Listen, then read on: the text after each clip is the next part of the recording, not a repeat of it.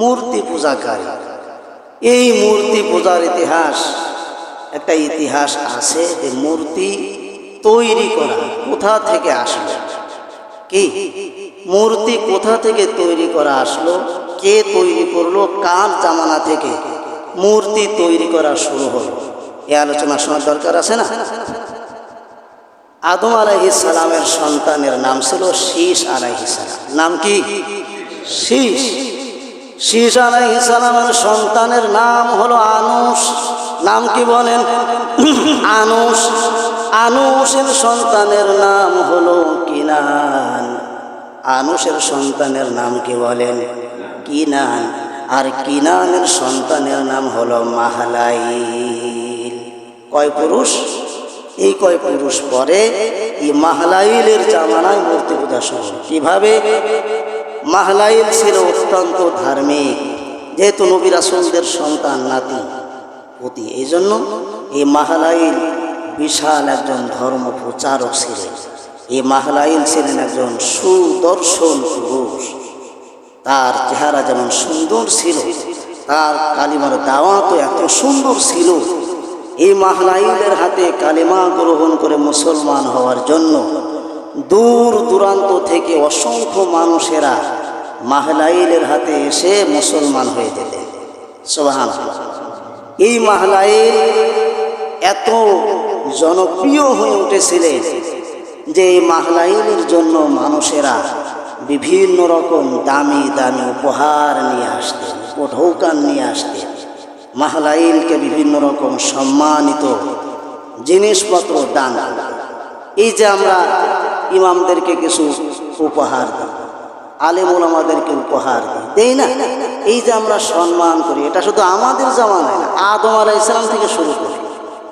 আদম আলাইহিস সালামের সাহাবীরাও, এরপরে যত নবী রাসূল সেই সাহাবীরা, সেই নবী রাসূলদের সাহাবীরাও তাদেরকে এইভাবে উপহার উপঢৌকন দিতেন, ভালোবাসতেন, সম্মান করতেন।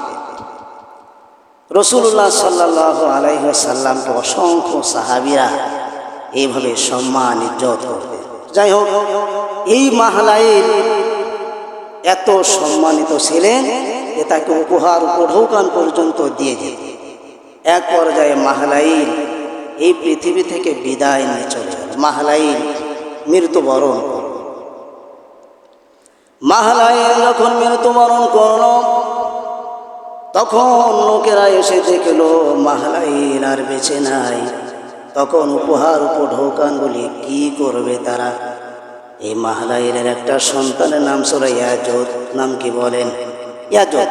ইয়াজুদের কাছে উপহার উপঢৌকন দিয়ে তারা চলে যেত। এক পর্যায়ে কিছুদিন যাওয়ার পরে এই ইয়াজুদের কাছে একটা লোক আসলো।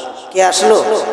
একটা লোক, বৃদ্ধ লোক, লাঠি ভর করে, পাগড়ি মাথায় আছে, দাড়ি আছে, টুপি আছে, পাঞ্জাবি আছে, এসে ইয়াজুদের কাছে বলল, ইয়াজুদ, একটা খবর আছে। তাহলে কি খবর?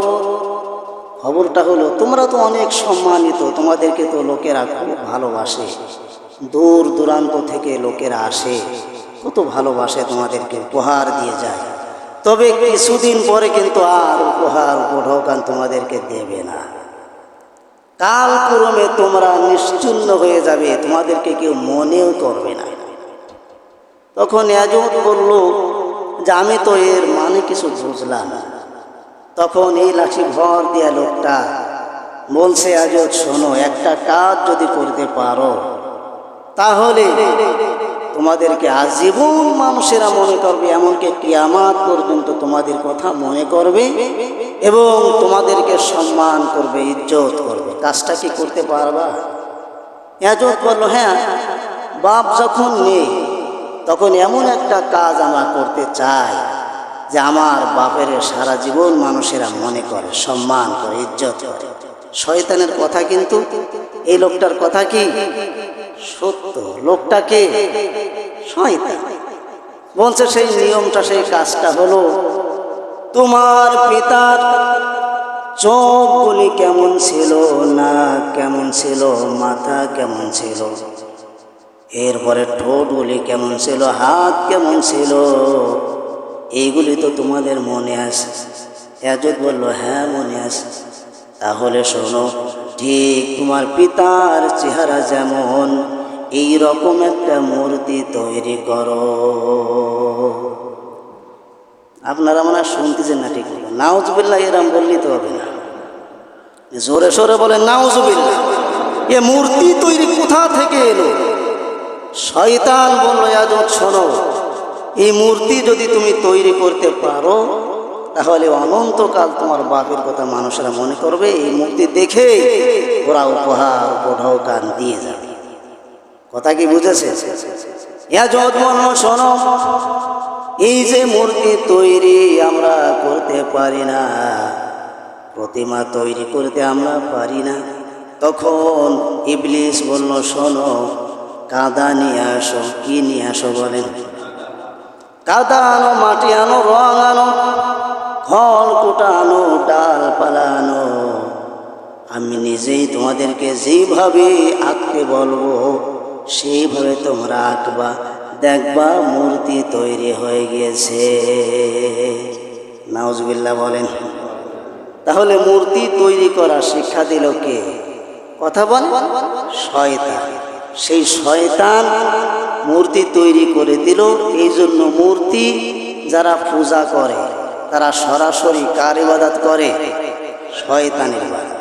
আর মূর্তি তৈরি যারা সমর্থন করে তারাও কাকে সমর্থন করলো? শয়তান। কোন মুমিন এই মূর্তি তৈরির পক্ষে থাকতে পারে না।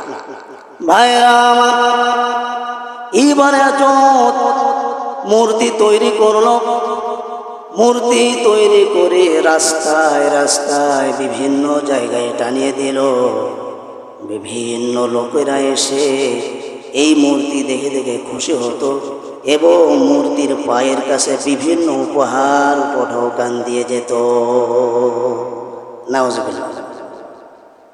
এইভাবে কিছুদিন যাওয়ার পরে ইয়াজুদ মারা গেল, ইয়াজুদের সন্তান মারা গেল।